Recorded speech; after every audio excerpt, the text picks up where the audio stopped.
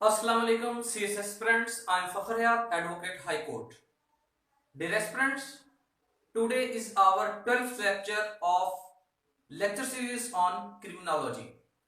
Dear aspirants, कुछ दिन की मसरूफियत थी जिसकी वजह से लेक्चर्स डिले हुए हैं, तो आज से हमने इंशाल्लाह रेगुलर क्रिमिनोलॉजी को फिर स्टार्ट कर दिया है। तो कांटेक्ट में रहें, लेक्चर्स देखते रहें, अपने कॉन्सेप्ट क्लियर करें, चीजों को अंडरस्टैंड करें, और अगर किसी बात की समझ नहीं आती तो आप कमेंट्स करें। मेरा WhatsApp number, mobile number YouTube पर अवेलेबल है, आप मुझसे कांटेक्ट करके पूछ सकते हैं।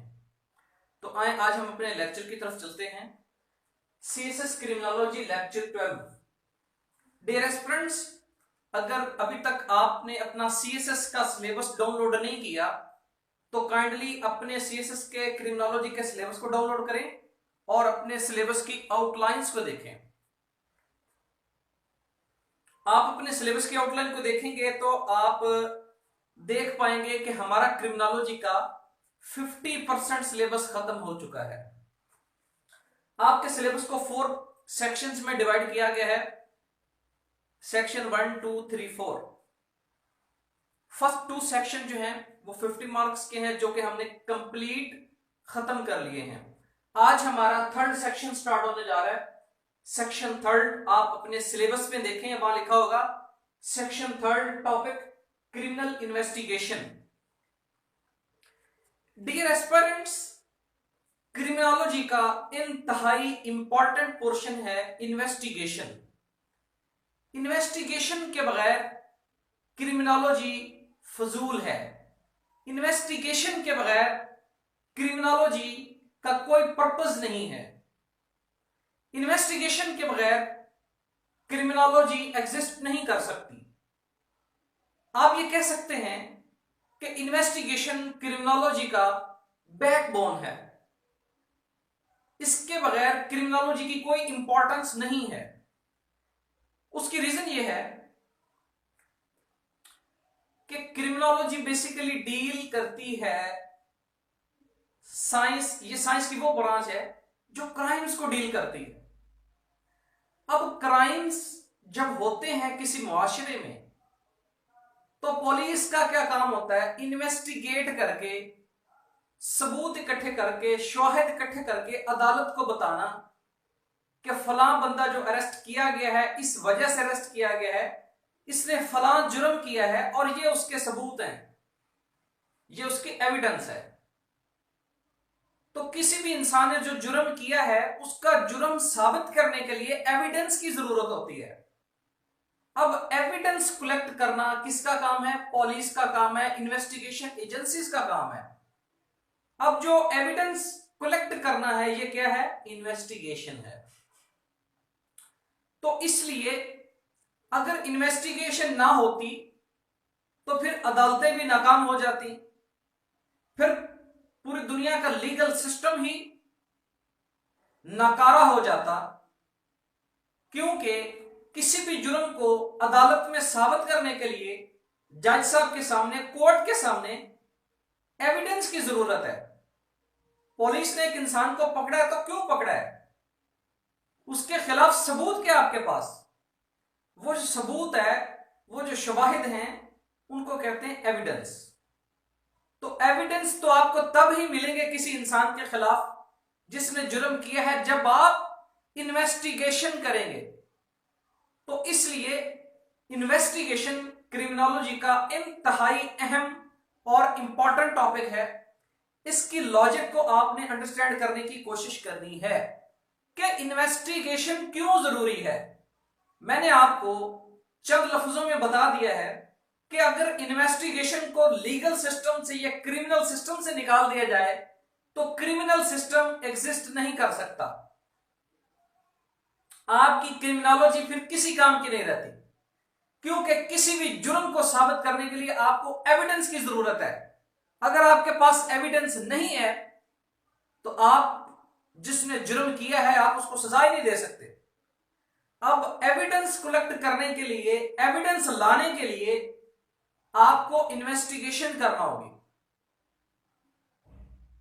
इसलिए आप इस बात को समझने की कोशिश करें कि इन्वेस्टिगेशन कितनी जरूरी है, इन्वेस्टिगेशन की क्या इंपॉर्टेंस है। अंडरस्टैंड कर रहे हैं बात को? तो ये मैंने आपको एक जर्नल व्यू दिया है कि इन्वेस्टिगेशन क्यों जरूरी है, इन्वेस्टिगेशन की इंपॉर्टेंस क्या है।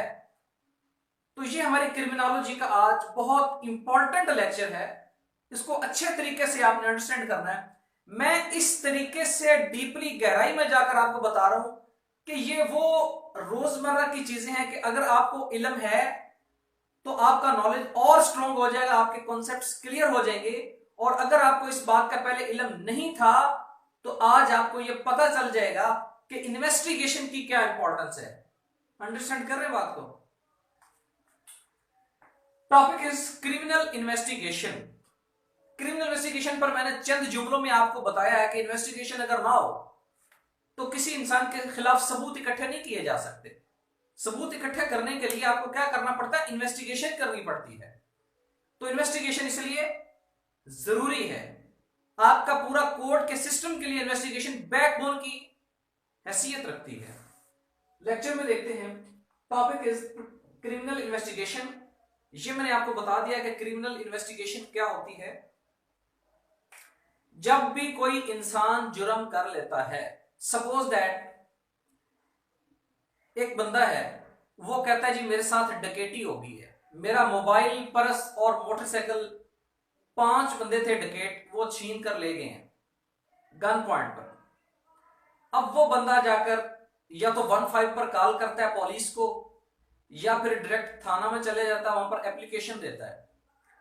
उसकी एप्लीकेशन पर पुलिस उससे कुछ सरसरी से सवाल पूछती है और अगर उसकी जेन्युइन डकैती हुई है तो पुलिस, अगर तो उस इंसान को पता होगा कि उसमें फला इंसान शामिल था, अगर उसको इस बात का यकीन है तो फिर मालूम करके, या फिर अगर उसको पता है कि पता नहीं कोई गैर मालूम अफराद थे, मुझे नहीं पता वो कौन थे, तो फिर नामालूम अफराद के खिलाफ एफआईआर लॉन्च हो जाएगी। पुलिस एफआईआर लॉन्च कर देगी। जब एफआईआर हो जाएगी तो अब उसको साबित कैसे करना है? पुलिस क्या करेगी? मशकूक अफराद पर, जिन लोगों पर शक होगा उन पर पुलिस रेड करेगी। पुलिस अपना इन्वेस्टिगेशन प्रोसेस स्टार्ट कर देगी और जुर्म को साबित करने के लिए पुलिस शवाहिद इकट्ठे करेगी, पुलिस एविडेंस इकट्ठे करेगी, जो कि एविडेंस कोर्ट के सामने पेश किए जाएंगे। और अगर एविडेंस ठीक होंगे तो उनमें से अगर कोई बंदा नामजद हो जाता है तो उसको सजा दी जाएगी। इस तरह दुनिया जहान में जितने जराइम होते हैं, कत्लो गारत, जना, शराब एटसेट्रा, जो भी होता है, उसको साबित किए बगैर किसी भी इंसान को सजा नहीं दी जा सकती। अंडरस्टैंड कर रहे हैं बात को? आप कहते हैं कि मुझे फलां बंदे ने मेरे भाई को कत्ल किया है, फॉर एग्जाम्पल, जब तक आपके पास सबूत नहीं है अदालत किसी बंदे को सजा नहीं दे सकती। सबूत इकट्ठी करने के लिए पुलिस को इन्वेस्टिगेशन करना पड़ती है। और इन्वेस्टिगेशन एक बहुत दिलचस्प टॉपिक है, बहुत अच्छा टॉपिक है। आपकी पुलिस का बेसिकली, अगर मुझसे कोई पूछे कि पुलिस का मकसद क्या है, किसी भी कंट्री में जो पुलिस है इसका मकसद क्या है, पुलिस के मकासद में से पुलिस का बहुत बड़ा मकसद है इन्वेस्टिगेशन। पुलिस का काम किसी को सजा देना नहीं है, सजा देना कोर्ट का काम है। पुलिस का क्या काम है? इन्वेस्टिगेशन। पुलिस का काम है बंदे को अरेस्ट करके जज साहब के सामने पेश कर देना, और जज साहब या तो रिमांड देकर उस बंदे को वापस दे देंगे 15 दिन के लिए, इसकी फर्दर इन्वेस्टिगेशन करो, या जज साहब उसको जेल भेज देंगे। तो पीछे पुलिस का काम रह जाएगा इन्वेस्टिगेशन करके, एविडेंस इकट्ठे करके कोर्ट के सामने पेश करना। तो बेसिकली पुलिस का काम ही यही है, इन्वेस्टिगेशन करना। आइए हम अपने लेक्चर को देखते हैं। प्रिंसिपल्स ऑफ, टॉपिक इज, आपके सिलेबस में लिखा होगा principles of criminal investigation. In investigation के क्या तरीकेकार होना चाहिए, इन्वेस्टिगेशन करने के लिए कौन कौन सी चीजों को मद्देनजर रखना चाहिए, इन्वेस्टिगेशन करने के लिए कौन कौन से असूल व ज़वाबित अपनाने चाहिए, इन्वेस्टिगेशन करने के लिए किन किन चीजों की जरूरत है, इन्वेस्टिगेशन करने के लिए किन किन मराहिल से गुजरना पड़ता है, इन्वेस्टिगेशन करने के लिए किन किन चीजों का ख्याल रखना पड़ता है, इन्वेस्टिगेशन करने के लिए कौन कौन से काम करने चाहिए, कौन कौन से काम नहीं करने चाहिए। ये सब बातें जो मैंने की हैं ये क्या हैं, ये प्रिंसिपल्स हैं। तो कुछ जनरल प्रिंसिपल्स हम डिस्कस करते हैं कि पुलिस को इन्वेस्टिगेशन करने के लिए कौन कौन से प्रिंसिपल्स फॉलो करना पड़ते हैं। तो आए हम देखते हैं। फर्स्ट ऑफ ऑल ऑब्जेक्टिव, जो बंदा भी इन्वेस्टिगेशन कर रहा है, चाहे पुलिस है चाहे कोई अदर एजेंसी है, FIA, CID जो भी है, सबसे पहले तो उसको पता होना चाहिए कि ये जो मैं इन्वेस्टिगेशन कर रहा हूं इसका मकसद क्या है। सेकेंडली प्लानिंग, फिर उसकी प्लान होना चाहिए, उसके पास एक प्लान होना चाहिए कि फलां जुर्म हो गया, फलां जगह पर कुछ लोगों ने ये जुर्म किया है, उसका ये मकसद है, और इन्वेस्टिगेशन ऑफिसर की उसके पीछे ये प्लानिंग है। प्लानिंग क्या है? प्लानिंग ये होती है कि उस जुर्म के खिलाफ एविडेंस कलेक्ट करना है, सबूत इकट्ठे करना। नंबर थर्ड सर्च, तलाश। आप एविडेंस को तलाश करने के लिए आप उन लोगों को तलाश करना स्टार्ट कर देते हैं जिन लोगों ने जुर्म किया है, जो भागे हुए हैं, और अगर जो अरेस्ट हो चुके हैं तो उनसे मुतल्लिका जो चीजें बरामद हुई हैं, पिस्टल, मोटरसाइकिल, जो भी चीजें जुर्म के लिए इस्तेमाल की गई हैं, उनको तलाश करना और उनको अच्छे तरीके से जांच पड़ताल करके एज द एविडेंस कोर्ट के सामने पेश करना। कंपाइल डाटा, डाटा कलेक्ट करना, चाहे वो किसी भी किस्म का डाटा हो, प्राइमरी डाटा हो क्राइम से रिलेटेड, या फिर सेकेंडरी डाटा हो जो रेलेवेंट हो, उसको कलेक्ट करना। चेक एक्यूरेसी, देखना कि क्या ये चीज वही है, क्या ये वही इंस्ट्रूमेंट है, क्या ये वही बात है जो उस जुर्म से रिलेटेड है, रेलेवेंसी चेक करना। इफ क्राइम अकर्ड, अगर तो क्राइम हुआ है और उस क्राइम से रिलेटेड आपको कोई सबूत मिल गए हैं तो फिर आप कोर्ट के सामने पेश करेंगे as evidence. If crime not occurred, और अगर आप इस नतीजे पर पहुंचे हैं कि ये जो सबूत हमें मिले हैं इनका तो उस क्राइम से ताल्लुक ही कोई नहीं है, या फिर वो क्राइम तो हुआ ही नहीं है, ये एविडेंस तो किसी और क्राइम से रिलेटेड है, तो फिर आप वो एविडेंस, आप उन सबूत को, आप उन एविडेंसेस को कोर्ट के सामने पेश नहीं करेंगे। असिस्ट द कोर्ट, कोर्ट की मदद करेंगे, असिस्ट द कोर्ट। अगर आपको स्ट्रॉन्ग एविडेंस मिल जाते हैं तो वो आप कोर्ट के सामने पेश कर दें, ताकि कोर्ट को, अदालत को, जज साहब को फैसला सुनाने में आसानी हो। जज साहब सबूत लेकर, सबूत सामने रखकर बात करें कि फलां इंसान ने ये जुर्म किया है, ये साबित हो चुका है, लिहाजा इसको सजा दी जाए, और अगर कोई सबूत नहीं मिला तो इसको रिहा कर दिया जाए। ये कुछ प्रिंसिपल्स हैं क्रिमिनल इन्वेस्टिगेशन के। वैसे तो अगर बात करें प्रिंसिपल्स ऑफ क्रिमिनल इन्वेस्टिगेशन की, तो आज का पूरा दिन भी हमारे लिए नाकाफी है। इस टॉपिक पर इतना कुछ बोला जा सकता है। जितनी क्रिमिनल इन्वेस्टिगेशन एजेंसीज हैं, पुलिस है, CIA, FBA, ISI, MI etcetera, जितनी एजेंसीज हैं जो इन्वेस्टिगेशन करती हैं, उनको डिस्कस किया जा सकता है, उनकी परफॉर्मेंस डिस्कस की जा सकती है, वो कौन कौन से इन्वेस्टिगेशन मेथड्स यूज करते हैं उनको डिस्कस किया जा सकता है। लेकिन वो रेलिवेंट है, बट सेकेंडरी इंपॉर्टेंस है उसकी। जो प्राइमरी बात आपसे पूछी गई है वो सिर्फ ये है कि क्रिमिनल इन्वेस्टिगेशन के प्रिंसिपल्स कौन से होने चाहिए। तो बहुत सारे प्रिंसिपल्स हैं। बेसिकली हमने कुछ जनरल बातें बता दी हैं कि following are the principles of criminal investigation. मैं उम्मीद करता हूं कि आपको इस बात की समझ आ चुकी होगी कि क्रिमिनल इन्वेस्टिगेशन के प्रिंसिपल्स कौन कौन से हैं। सेकंड टॉपिक देखते हैं जी, manual of preliminary investigation. Preliminary का मतलब है इनिशियल फेज, इनिशियल स्टेज। अब प्रीलिमिनरी इन्वेस्टिगेशन होती क्या है? It is the pre-investigation process to find the reality about crimes. Preliminary investigation वो होती है जब आपके पास थाने में कोई बंदा आता है या कोई बंदा आपको 15 पर कॉल करता है या कोई बंदा जाकर पुलिस को एप्लीकेशन देता है कि मुझे फलां इंसान ने तंग किया है, मेरे साथ ये ज्यादती की है, मेरे साथ ये किया है, मेरे साथ वो किया है। तो पुलिस सबसे पहले ये देखती है कि क्या ये बंदा किसी से बदला लेने की खातिर तो ऐसा नहीं कर रहा, या फिर इसके साथ सच में कुछ ऐसा हुआ है। तो ये जो बात है ना, क्या ये किसी से बदला तो नहीं लेना चाहता, या फिर क्या इसके साथ सच में ऐसा कुछ हुआ या ऐसा कुछ नहीं हुआ। सिर्फ इस बात की जांच पड़ताल करने के लिए जो पुलिस एक अपना इनिशियल काम स्टार्ट करती है उसको आप कहते हैं प्रीलिमिनरी इन्वेस्टिगेशन, मतलब इन्वेस्टिगेशन का इनिशियल फेज। उसमें पुलिस देखती है, प्री इन्वेस्टिगेशन करती है, पुलिस उससे सवाल जवाब करती है। अच्छा, आप इस टाइम कहां थे, उस टाइम कहां थे, वो बंदा कौन है, क्या उसके वालिद का क्या नाम है, वो कहां रहता है, जो आपको तंग करता है आपके पास क्या सबूत है, उसने आपको तंग किया, ये वो चंद सवालात हैं।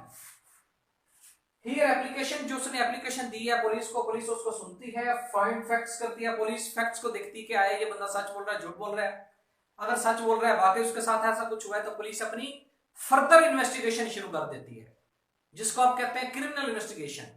जो फर्दर इन्वेस्टिगेशन के पहले का एक चैप्टर है, पहले की कुछ बातें, उसको कहते हैं preliminary investigation etcetera. Third topic is database investigation.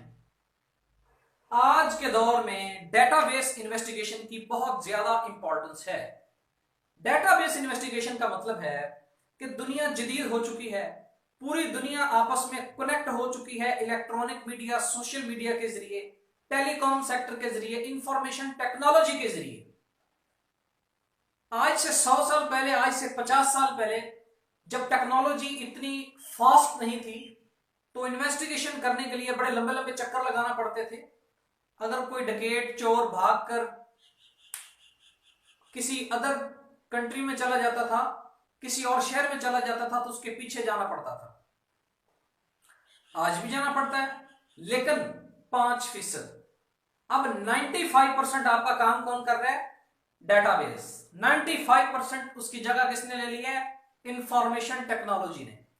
आपकी ये जो मोबाइल डिवाइस है, ये एक बहुत बड़ा जासूसी इंस्ट्रूमेंट है आपके पास।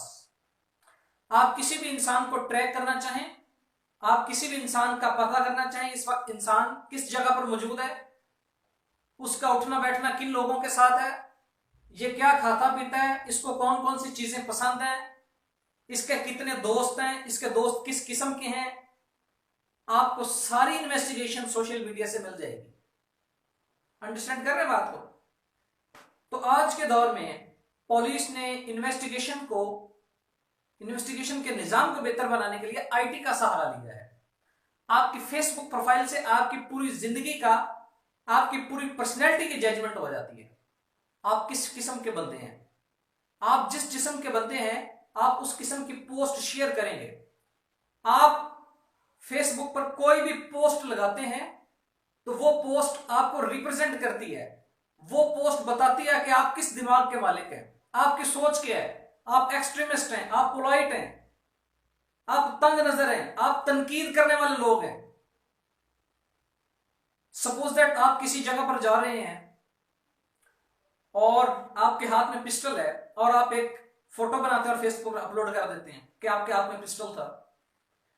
अब खुदा ना खास्ता रास्ते में कोई ऐसा जुर्म हो जाता है, आपके साथ कोई वाकया हो जाता है, तो आप कहते हैं कि जी मैंने तो कभी पिस्टल रखा ही नहीं है। आपकी फेसबुक की जो पिक्चर है वो एविडेंस बन गई, वो सबूत बन गई। अब वो एविडेंस इन्वेस्टिगेशन एजेंसी कोर्ट के सामने पेश कर सकती है कि जनाबे वाला, इसके साथ 6 बंदे थे और ये उनकी पिक्चर्स हैं और इन्होंने बड़ी खुशी से लगाई थी कि अल्हम्दुलिल्लाह हम फला फला हैं, हम जट हैं, जट दी बंदूक ये वो। तो डियर एस्पिरेंट्स, आज के दौर में इंफॉर्मेशन टेक्नोलॉजी है, ये बहुत बड़ा सोर्स है, इसने दुनिया को कनेक्ट कर दिया है। इसलिए डेटाबेस इन्वेस्टिगेशन एक बहुत फास्ट मेथड बन गया इन्वेस्टिगेशन का, जो कि बड़ा स्ट्रॉन्ग एविडेंस होता है। अंडरस्टैंड कर रहे हैं बात को? Database investigation is the modern techniques for criminal investigation by using information technology importance क्या है इसकी? Easy to use. अब डीपीओ साहब के ऑफिस में एक एक्सेस होती है टेलीकॉम सेक्टर्स कंपनीज की। वहां पर किसी भी बंदे का data, mobile data, SIM data, registration किसके नाम है, कब से यूज हो रही है, मैसेजेस, कॉल हिस्ट्री, हर चीज चेक हो जाती है, जिससे आप इन्वेस्टिगेशन प्रोसेस आसान हो गया। No physical fatigue. पहले आपको हजारों मील का सफर करना पड़ता था, इन्वेस्टिगेशन के लिए लंबे लंबे लंबे सफरों पर जाना पड़ता था, लोगों से जाके पूछना पड़ता था। अब किसी की जरूरत नहीं है।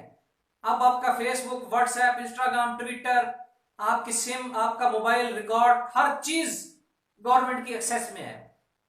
किसी भी इंसान की पूरी हिस्ट्री चंद सेकंड्स में सामने आ जाएगी। लेस एक्सपेंसेस, इस पर एक्सपेंसेस बहुत कम आते हैं क्योंकि गवर्नमेंट को एक्सेस फ्री है।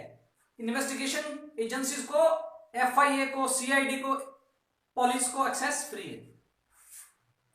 Quick service, understand, authentic source. अब इसके लिए किसी जांच पड़ताल की जरूरत भी नहीं है। अगर मेरे नाम सम रजिस्टर्ड है, कोई सिम रजिस्टर्ड है और उस सिम से कोई गलत कार्रवाई की गई है, तो मैं तो इनकार नहीं कर सकता कि ये सिम मेरी नहीं है, क्योंकि मेरे नाम पर रजिस्टर्ड है, मेरे आईडी कार्ड पर रजिस्टर्ड है, इसलिए ये एक ऑथेंटिक सोर्स है, इसको चैलेंज नहीं किया जा सकता।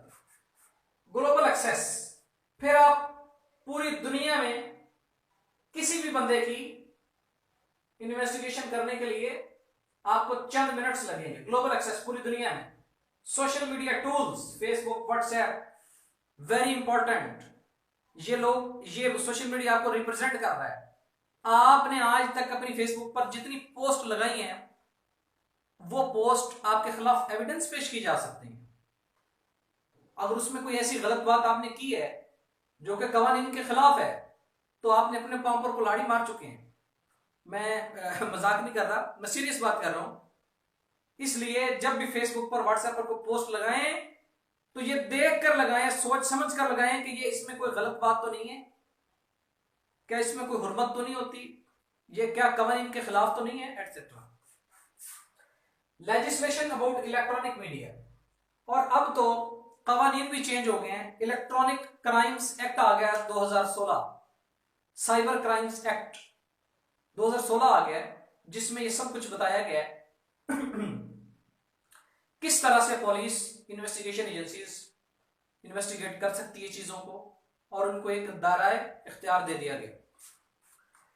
Strong evidence in the court, और सबसे इंपॉर्टेंट बात तो ये है कि इस डेटाबेस से, इंफॉर्मेशन टेक्नोलॉजी से जो आप सबूत इकट्ठे करेंगे, जो आप एविडेंस कलेक्ट करेंगे, वो एक स्ट्रॉन्ग एविडेंस है। अंडरस्टैंड? तो डियर एस्पिरेंट्स, ये कुछ 3 टॉपिक्स थे। Principles of criminal investigation, manual of preliminary investigation और डेटाबेस इन्वेस्टिगेशन। टॉपिक मेजर था क्रिमिनल इन्वेस्टिगेशन। मैंने बहुत डिटेल से आपको बताया है कि क्रिमिनल इन्वेस्टिगेशन होती क्या है, इसकी इंपॉर्टेंस क्या है। अगर इन्वेस्टिगेशन प्रोसेस ना हो तो तमाम दुनिया में किसी को इंसाफ नहीं मिल सकेगा। अगर आप इन्वेस्टिगेशन के प्रोसेस को निकाल दें तो दुनिया में किसी को इंसाफ नहीं मिल सकेगा। क्यों नहीं मिल सकेगा? कि जब इन्वेस्टिगेशन नहीं होगी तो सबूत इकट्ठे नहीं होंगे, सबूत इकट्ठे नहीं होंगे तो फैसला कैसे होगा कि इसने जुर्म किया या नहीं किया। इसलिए इन्वेस्टिगेशन बहुत इंपॉर्टेंट टॉपिक है, बहुत दिलचस्प टॉपिक है। इसको अच्छे तरीके से अंडरस्टैंड करें, इसको सीखने की कोशिश करें, ताकि अगर आप लॉ के ग्रेजुएट्स हैं, आप पुलिस में जाना चाहते हैं, या आप जनरल रोजमर्रा लाइफ में भी ये चीजें आपके काम आने वाली है। तो डियर एस्पिरेंट्स, मैं उम्मीद करता हूं कि आपके 100% कॉन्सेप्ट्स क्लियर हो चुके होंगे। अगर फिर भी किसी बात की समझ नहीं आई तो मेरे व्हाट्सएप नंबर पर मैसेज करें, मैं इंशाल्लाह आपको रिप्लाई करूंगा। तो आज के लिए इतना ही है। इंशाल्लाह हम अपने नेक्स्ट लेक्चर में हाजिर होंगे। तब तक के लिए अल्लाह हाफिज।